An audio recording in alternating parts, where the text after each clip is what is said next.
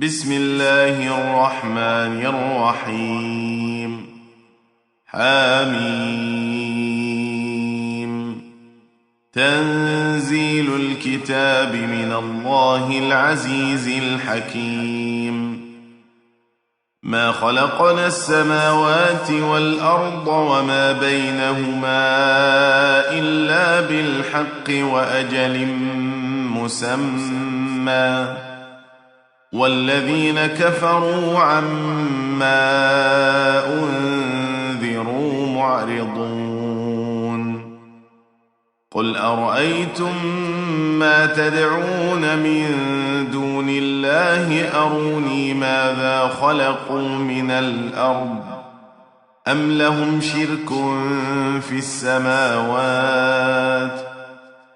ائتوني بكتاب من قبل هذا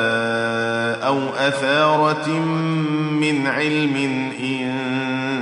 كنتم صادقين.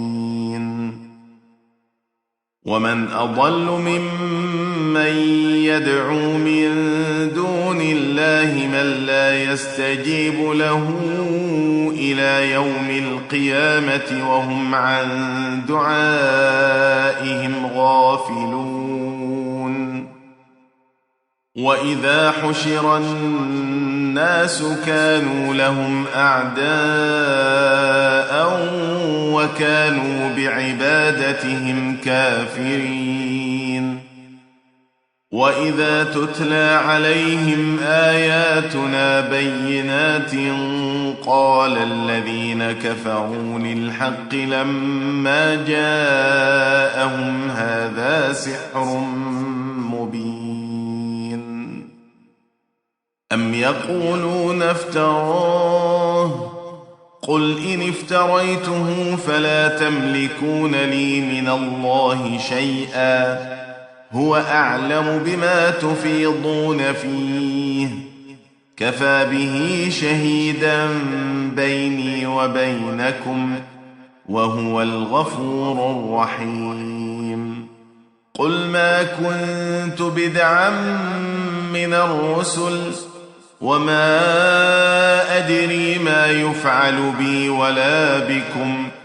إن أتبع إلا ما يوحى إلي وما أنا إلا نذير مبين. قل أرأيتم إن كان من عند الله وكفرتم به وشهد شاهد من بني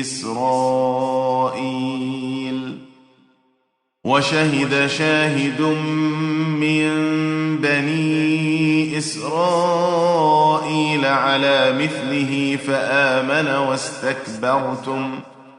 إن الله لا يهدي القوم الظالمين. وقال الذين كفروا للذين آمنوا لو كان خيرا ما سبقونا إليه، وإذ لم يهتدوا به فسيقولون هذا إفك قديم. ومن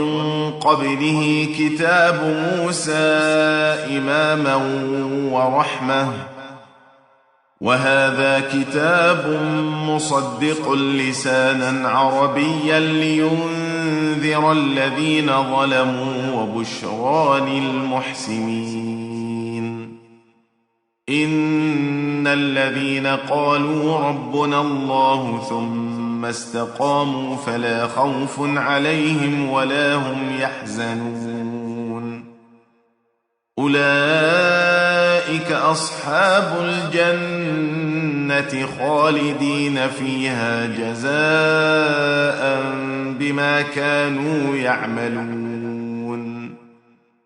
ووصينا الإنسان بوالديه إحسانا، حملته أمه كرها ووضعته كرها، وحمله وفصاله 30 شهرا، حتى إذا بلغ أشده وبلغ 40 سنة قال رب أوزعني أن أشكر نعمتك التي أنعمت علي وعلى والدي وأن أعمل صالحا ترضاه وأصلح لي في ذريتي إني تبت إليك وإني من المسلمين. أولئك الذين نتقبل عنهم أحسن ما عملوا ونتجاوز عن سيئاتهم في أصحاب الجنة وعد الصدق الذي كانوا يوعدون. والذي قال لوالديه أف لكما أتعدانني أن أخرج وقد خلت القرون من قبلي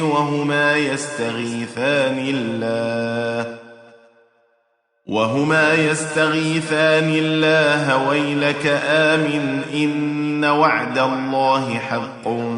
فيقول ما هذا إلا أساطير الأولين. أولئك الذين حق عليهم القول في قد خلت من قبلهم من الجن والإنس إنهم كانوا خاسرين. ولكل درجات مما عملوا وليوفيهم أعمالهم وهم لا يظلمون. ويوم يعرض الذين كفروا على النار أذهبتم طيباتكم في حياتكم الدنيا واستمتعتم بها فاليوم تجزون عذاب الهون بما كنتم تستكبرون في الأرض بغير الحق وبما كنتم تفسقون. واذكر أخا عاد إذ أنذر قومه بالأحقاف وقد خلت النذر من بين يديه ومن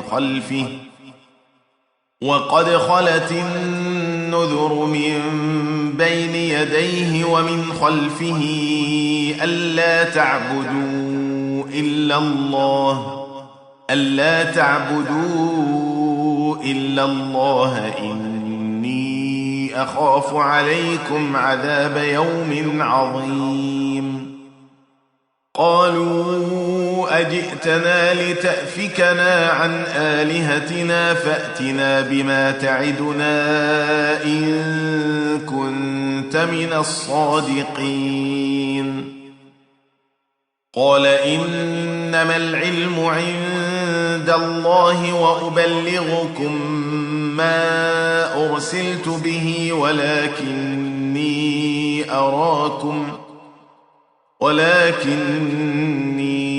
أراكم قوما تجهلون. فلما رأوه عارضا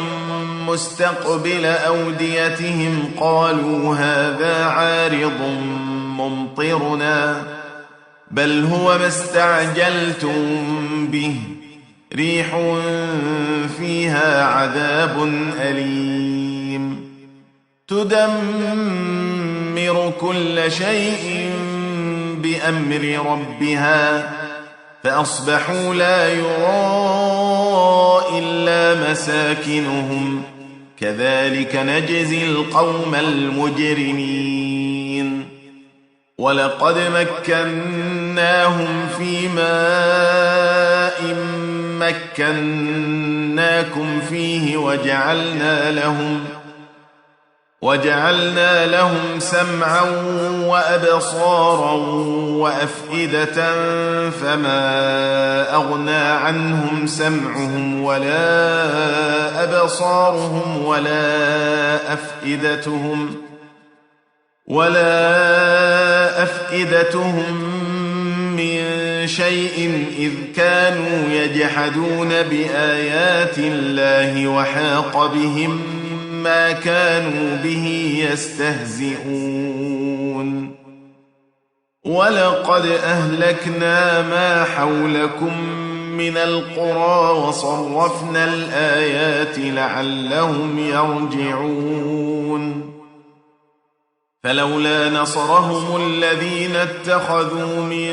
دون الله قربانا آلهة بل ضلوا عنهم وذلك إفكهم وما كانوا يفترون وإذ صرفنا إليك نفرا من الجن يستمعون القرآن فلما حضروه قالوا أنصتوا فلما قضي ولوا إلى قومهم منذرين قالوا يا قومنا إنا سمعنا كتابا أنزل من بعد موسى مصدقا لما بين يديه يهدي إلى الحق وإلى طريق مستقيم يا قومنا أجيبوا داعي الله وآمنوا به يغفر لكم من ذنوبكم ويجركم من عذاب أليم ومن لا يجب داعي الله فليس بمعجز في الأرض وليس له من دونه أولياء أولئك في ضلال مبين أولم يروا أن الله الذي خلق السماوات والأرض ولم يعي بخلقهن بقادر على أن يحيي الموتى بلى إنه على كل شيء قدير ويوم يعرض الذين كفروا على النار أليس هذا بالحق قالوا بلى وربنا قال فذوقوا العذاب بما كنتم تكفرون فاصبر كما صبر أولو العزم من الرسل ولا تستعجل لهم كأنهم يوم يرون ما يوعدون لم يلبثوا إلا ساعة من نهار بلاغ فهل يهلك إلا القوم الفاسقون بسم الله الرحمن الرحيم الذين كفروا وصدوا عن سبيل الله أضل أعمالهم والذين آمنوا وعملوا الصالحات وآمنوا بما نزل على محمد وهو الحق من ربهم كفر عنهم سيئاتهم وأصلح بالهم ذلك بأن الذين كفروا اتبعوا الباطل وأن الذين آمنوا اتبعوا الحق من ربهم كذلك يضرب الله للناس أمثالهم فإذا لقيتم الذين كفروا فضرب الرقاب حتى إذا أثخنتموهم فشدوا الوثاق فإما منا بعد وإما مما فداء حتى تضع الحرب أوزارها ذلك ولو يشاء الله لانتصر منهم ولكن ليبلو بعضكم ببعض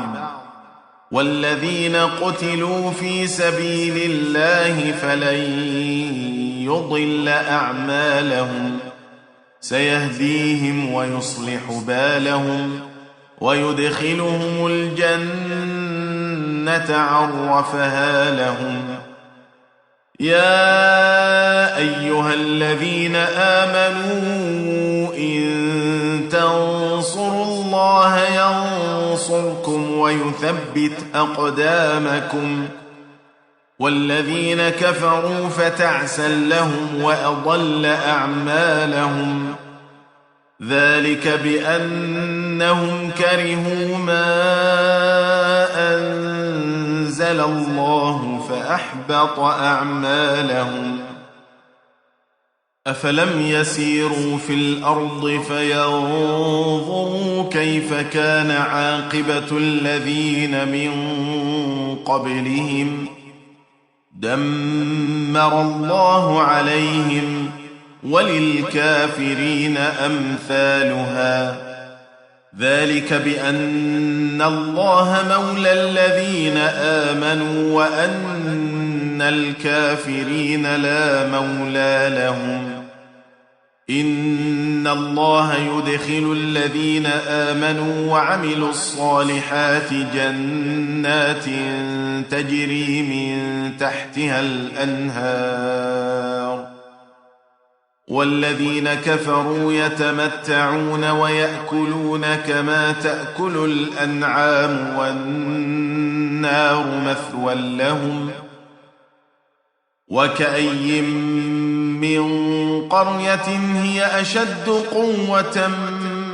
من قريتك التي أخرجتك أهلكناهم فلا ناصر لهم أفمن كان على بينة من ربه كمن زين له سوء عمله واتبعوا أهواءهم مثل الجنة التي وعد المتقون فيها أنهار من ماء غير آسٍ وأنهار من لبن لم يتغير طعمه وأنهار من خمر لذة للشاربين وأنهار من عسل مصفى ولهم فيها من كل الثمرات ومغفرة من ربهم كمن هو خالد في النار وسقوا ماء حميما فقطع أمعاءهم ومنهم من يستمع إليك حتى إذا خرجوا من عندك قالوا للذين أوتوا العلم ماذا قال آنفا أولئك الذين طبع الله على قلوبهم واتبعوا أهواءهم والذين اهتدوا زادهم هدى وآتاهم تقواهم فهل ينظرون إلا الساعة أن تأتيهم بغتة فقد جاء أشراطها فأنى لهم إذا جاءتهم ذكراهم فاعلم أنه لا إله إلا الله واستغفر لذنبك وللمؤمنين والمؤمنات والله يعلم متقلبكم ومثواكم ويقول الذين آمنوا لولا نزلت سورة فإذا أنزلت سورة محكمة وذكر فيها القتال رأيت الذين في قلوبهم مرض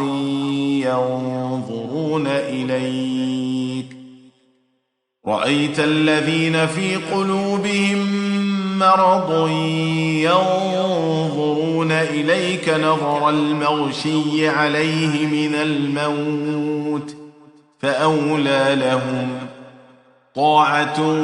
وقول معروف. فإذا عزم الأمر فلو صدقوا الله لكان خيرا لهم. فهل عسيتم إن توليتم أن تفسدوا في الأرض وتقطعوا أرحامكم أولئك الذين لعنهم الله فأصمهم وأعمى أبصارهم أفلا يتدبرون القرآن أم على قلوب أقفالها إن الذين ارتدوا على أدبارهم من بعد ما تبين لهم الهدى الشيطان سول لهم وأملى لهم ذلك بأنهم قالوا للذين كرهوا ما نزل الله سنطيعكم في بعض الأمر والله يعلم إسرارهم فكيف إذا توفتهم الملائكة يضربون وجوههم وأدبارهم ذلك بأنهم اتبعوا ما أسخط الله وكرهوا رضوانه فأحبط أعمالهم. أم حسب الذين في قلوبهم مرض أن لن يخرج الله أضغانهم ولو نشاء لأريناكهم فلعرفتهم بسيماهم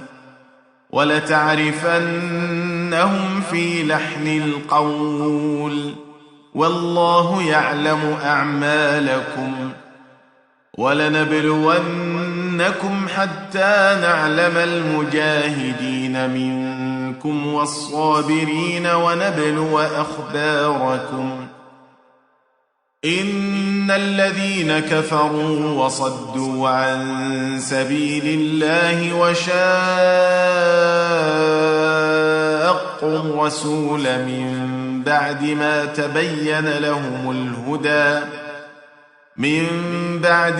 تبين لهم الهدى لن يضروا الله شيئا وسيحبط أعمالهم. يا أيها الذين آمنوا أطيعوا الله وأطيعوا الرسول ولا تبطلوا أعمالكم إن الذين كفروا وصدوا عن سبيل الله ثم ماتوا وهم كفار فلن يغفر الله لهم. فلا تهنوا وتدعوا إلى السلم وأنتم الأعلون والله معكم ولن يتركم أعمالكم. إنما الحياة الدنيا لعب ولهو وإن تؤمنوا وتتقوا يؤتكم أجوركم ولا يسألكم أموالكم إن يسألكموها فيحفكم تبخلوا ويخرج أضغانكم. ها أنتم هؤلاء تدعون لتنفقوا في سبيل الله فمنكم من يبخل ومن يبخل فإنما يبخل عن نفسه والله الغني وأنتم الفقراء وإن تتولوا يستبدل قوما غيركم ثم لا يكونوا أمثالكم. بسم الله الرحمن الرحيم. إنا فتحنا لك فتحا مبينا ليغفر لك الله ما تقدم من ذنبك وما تأخر ويتم نعمته عليك ويهديك صراطا مستقيما وينصرك الله نصرا عزيزا. هو الذي أنزل السكينة في قلوب المؤمنين ليزدادوا إيمانا مع إيمانهم ولله جنود السماوات والأرض وكان الله عليما حكيما. ليدخل المؤمنين والمؤمنات جنات تجري من تحتها الأنهار خالدين فيها ويكفر عنهم سيئاتهم وكان ذلك عند الله فوزا عظيما. ويعذب المنافقين والمنافقات والمشركين والمشركات الظانين بالله ظن السوء عليهم دائرة السوء وغضب الله عليهم ولعنهم وأعد لهم جهنم وساءت مصيرا. ولله جنود السماوات والأرض وكان الله عزيزا حكيما. إنا أرسلناك شاهدا ومبشرا ونذيرا لتؤمنوا بالله ورسوله وتعزروه وتوقروه وتسبحوه بكرة وأصيلا. إن الذين يبايعونك إنما يبايعون الله يد الله فوق أيديهم فمن نكث فإنما ينكث على نفسه ومن أوفى بما عاهد عليه الله فسيؤتيه أجرا عظيما. سيقول لك المخلفون من الأعراب شغلتنا أموالنا وأهلنا فاستغفر لنا يقولون بألسنتهم ما ليس في قلوبهم قل فمن يملك لكم من الله شيئا إن أراد بكم ضرا أو أراد بكم نفعا بل كان الله بما تعملون خبيرا. بل ظننتم أن لن ينقلب الرسول والمؤمنون إلى أهليهم أبدا وزين ذلك في قلوبكم وظننتم ظن السوء وكنتم قوما بورا. ومن لم يؤمن بالله ورسوله فإنا أعتدنا للكافرين سعيرا.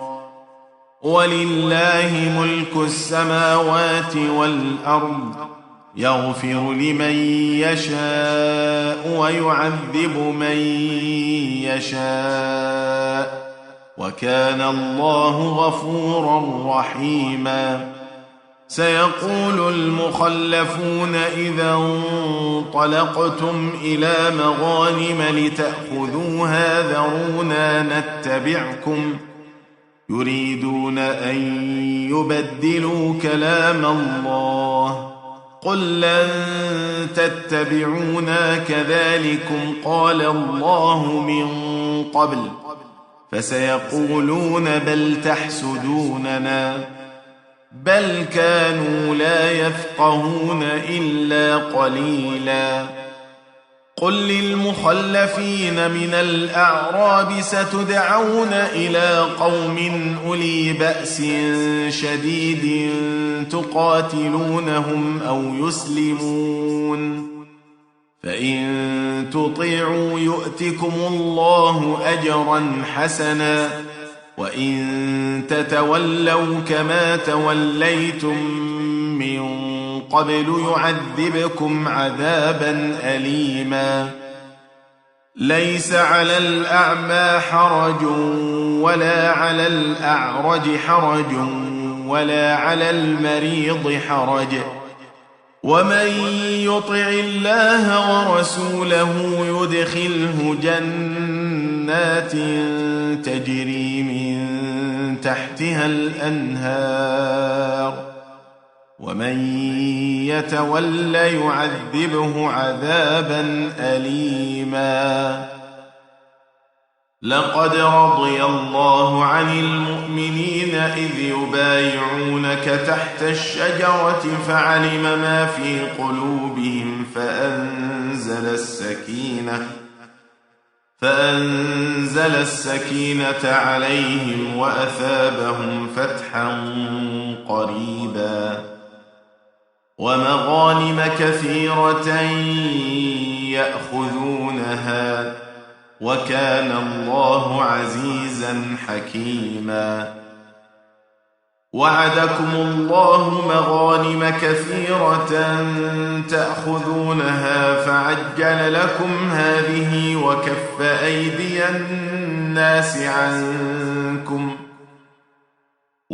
أيدي الناس عنكم ولتكون آية للمؤمنين ويهديكم صراطا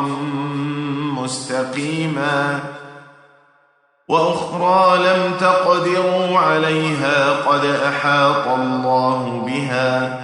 وكان الله على كل شيء قديرا. ولو قاتلكم الذين كفروا لولوا الأدبار ثم لا يجدون وليا ولا نصيرا. سنة الله التي قد خلت من قبل ولن تجد لسنة الله تبديلا. وهو الذي كف أيديهم عنكم وأيديكم عنهم ببطن مكة من بعد أن أظفركم عليهم وكان الله بما تعملون بصيرا. هم الذين كفروا وصدوكم عن المسجد الحرام والهدي معكوفا أن يبلغ محله ولولا رجال مؤمنون ونساء مؤمنات لم تعلموهم أن تطؤوهم فتصيبكم منهم معرة بغير علم ليدخل الله في رحمته من يشاء. لو تزيلوا لعذبنا الذين كفروا منهم عذابا أليما. إذ جعل الذين كفروا في قلوبهم الحمية حمية الجاهلية فأنزل الله سكينته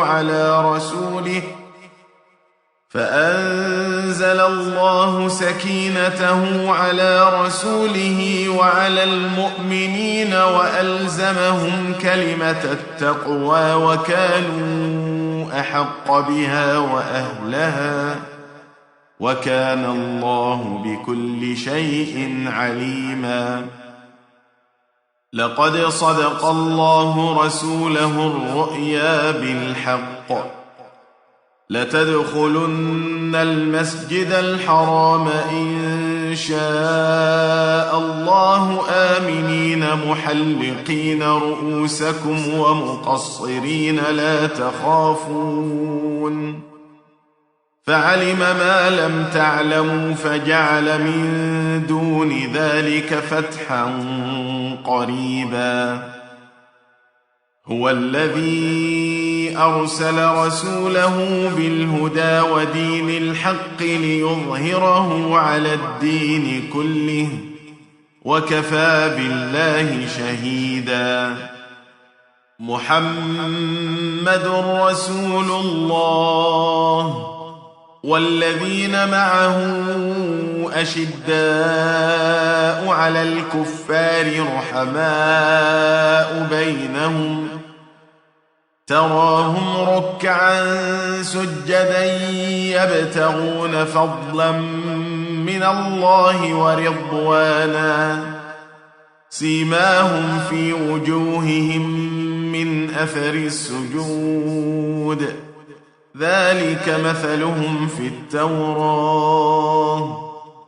ومثلهم في الإنجيل كزرع أخرج شطأه فآزره فاستغلظ فاستوى على سوقه يعجب الزراع ليغيظ بهم الكفار وعد الله الذين آمنوا وعملوا الصالحات منهم مغفرة وأجرا عظيما بسم الله الرحمن الرحيم يا أيها الذين آمنوا لا تقدموا بين يدي الله ورسوله واتقوا الله إن الله سميع عليم يا أيها الذين آمنوا لا ترفعوا أصواتكم فوق صوت النبي ولا تجهروا له بالقول كجهر بعضكم لبعض أن تحبط أعمالكم وأنتم لا تشعرون إن الذين يغضون أصواتهم عند رسول الله أولئك الذين امتحن الله قلوبهم للتقوى لهم مغفرة وأجر عظيم إن الذين ينادونك من وراء الحجرات أكثرهم لا يعقلون ولو أنهم صبروا حتى تخرج إليهم لكان خيرا لهم والله غفور رحيم يا أيها الذين آمنوا إن جاءكم فاسق بنبأ فتبينوا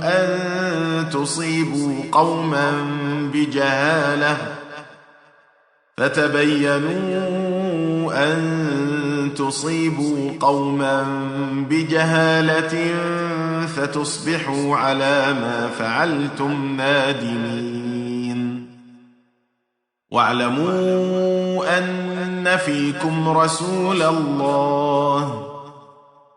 لو يطيعكم في كثير من الأمر لعنتم ولكن الله حبب إليكم الإيمان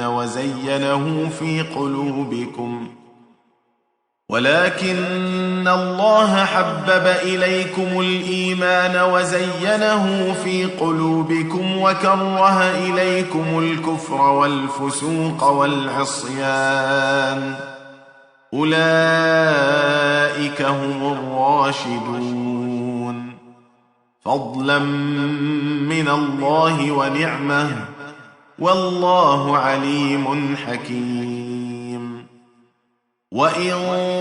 طائفتان طائفتان من المؤمنين اقتتلوا فأصلحوا بينهما، فإن بغت إحداهما على الأخرى فقاتلوا التي تبغي حتى تفيء إلى أمر الله، فإن فاءت فأصلحوا بينهما بالعدل وأقسطوا، إن الله يحب المقسطين. إنما المؤمنون إخوة فأصلحوا بين أخويكم واتقوا الله لعلكم ترحمون. يا أيها الذين آمنوا لا يسخر قوم من قوم عسى أن يكونوا خيرا منهم، ولا نساء من نساء عسى أن يكن خيرا منهن، ولا تلمزوا أنفسكم ولا تنابزوا بالألقاب، بئس الاسم الفسوق بعد الإيمان، ومن لم يتب فأولئك هم الظالمون. يا أيها الذين آمنوا اجتنبوا كثيرا من الظن إن بعض الظن إثم، ولا تجسسوا ولا يغتب بعضكم بعضا، أيحب أحدكم أن يأكل لحم أخيه ميتا فكرهتموه، واتقوا الله إن الله تواب رحيم. يا أيها الناس إنا خلقناكم من ذكر وأنثى وجعلناكم شعوبا وقبائل لتعارفوا، إن أكرمكم عند الله أتقاكم، إن الله عليم خبير. قالت الأعراب آمنا، قل لم تؤمنوا ولكن قولوا أسلمنا ولما يدخل الإيمان في قلوبكم، وإن تطيعوا الله ورسوله لا يلتكم من أعمالكم شيئا، إن الله غفور رحيم. إنما المؤمنون الذين آمنوا بالله ورسوله ثم لم يرتابوا وجاهدوا بأموالهم وأنفسهم في سبيل الله، أولئك هم الصادقون. قل أتعلمون الله بدينكم والله يعلم ما في السماوات وما في الأرض، والله بكل شيء عليم. يمنون عليك أن أسلموا،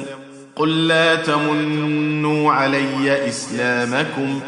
بل الله يمن عليكم أن هداكم للإيمان إن كنتم صادقين. إن الله يعلم غيب السماوات والأرض، والله بصير بما تعملون. بسم الله الرحمن الرحيم. قاف والقرآن المجيد، بل عجبوا أن جاءهم منذر منهم فقال الكافرون هذا شيء عجيب أإذا متنا وكنا ترابا ذلك رجع بعيد قد علمنا ما تنقص الأرض منهم وعندنا كتاب حفيظ بل كذبوا بالحق لما جاءهم فهم في أمر مريج أفلم ينظروا إلى السماء فوقهم كيف بنيناها وزيناها وما لها من فروج والأرض مددناها وألقينا فيها رواسي وأنبتنا فيها من كل زوج بهيج تبصرة وذكرى لكل عبد منيب ونزلنا من السماء ماء مباركا فأنبتنا به جنات وحب الحصيد والنخل باسقات لها طلع نضيد رزقا للعباد وأحيينا به بلدة ميتا كذلك الخروج كذبت قبلهم قوم نوح وأصحاب الرس وثمود وعاد وفرعون وإخوان لوط وأصحاب الأيكة وقوم تبع كل كذب الرسل فحق وعيد أفعينا بالخلق الأول بل هم في لبس من خلق جديد ولقد خلقنا الإنسان ونعلم ما توسوس به نفسه ونحن أقرب إليه من حبل الوريد إذ يتلقى المتلقيان عن اليمين وعن الشمال قعيد ما يلفظ من قول إلا لديه رقيب عتيد وجاءت سكرة الموت بالحق ذلك ما كنت منه تحيد ونفخ في الصور ذلك يوم الوعيد وجاءت كل نفس معها سائق وشهيد لقد كنت في غفلة من هذا فكشفنا عنك غطاءك فبصرك اليوم حديد وقال قرينه هذا ما لدي عتيد ألقيا في جهنم كل كفار عنيد مناع للخير معتد مريب الذي جعل مع الله إلها آخر فألقياه في العذاب الشديد قال قرينه ربنا ما أطغيته ولكن كان في ضلال بعيد قال لا تختصموا لدي وقد قدمت إليكم بالوعيد ما يبدل القول لدي وما أنا بظلام للعبيد يوم نقول لجهنم هل امتلأت وتقول هل من مزيد وأزلفت الجنة للمتقين غير بعيد هذا ما توعدون لكل أواب حفيظ من خشي الرحمن بالغيب وجاء بقلب منيب ادخلوها بسلام ذلك يوم الخلود لهم ما يشاءون فيها ولدينا مزيد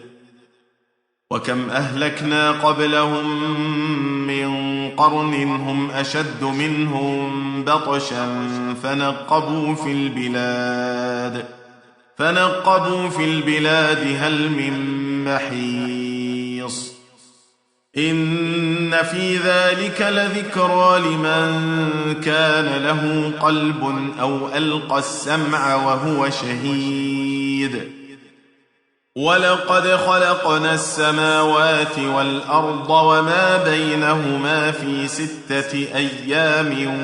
وما مسنا من لغوب فاصبر على ما يقولون وسبح بحمد ربك قبل طلوع الشمس وقبل الغروب ومن الليل فسبحه وأدبار السجود واستمع يوم ينادي المناد من مكان قريب يوم يسمعون الصيحة بالحق ذلك يوم الخروج إنا نحن نحيي ونميت وإلينا المصير يوم تشقق الأرض عنهم سراعا ذلك حشر علينا يسير نحن أعلم بما يقولون وما أنت عليهم بجبار فذكر بالقرآن من يخاف وعيد بسم الله الرحمن الرحيم والذاريات ذروا فالحاملات وقرا فالجاريات يسرا فالمقسمات أمرا إنما توعدون لصادق وإن الدين لواقع والسماء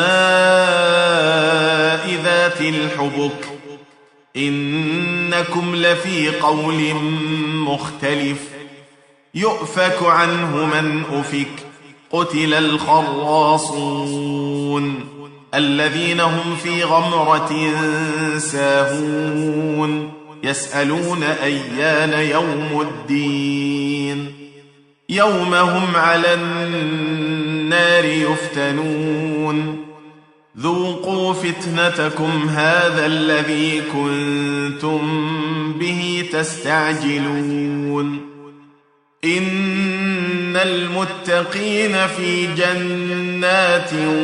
وعيون آخذين ما آتاهم ربهم إنهم كانوا قبل ذلك محسنين كانوا قليلا من الليل ما يهجعون وبالأسحار هم يستغفرون وفي أموالهم حق للسائل والمحروم وفي الأرض آيات للموقنين وفي أنفسكم أفلا تبصرون وفي السماء رزقكم وما توعدون فورب السماء والأرض إنه لحق مثل ما أنكم تنطقون هل أتاك حديث ضيف إبراهيم المكرمين إذ دخلوا عليه فقالوا سلاما قال سلام قوم منكرون فراغ إلى أهله فجاء بعجل سمين فقربه إليهم قال ألا تأكلون فأوجس منهم خيفة قالوا لا تخف وبشروه بغلام عليم فأقبلت امرأته في صرة فصكت وجهها وقالت عجوز عقيم قالوا كذلك قال ربك إنه هو الحكيم العليم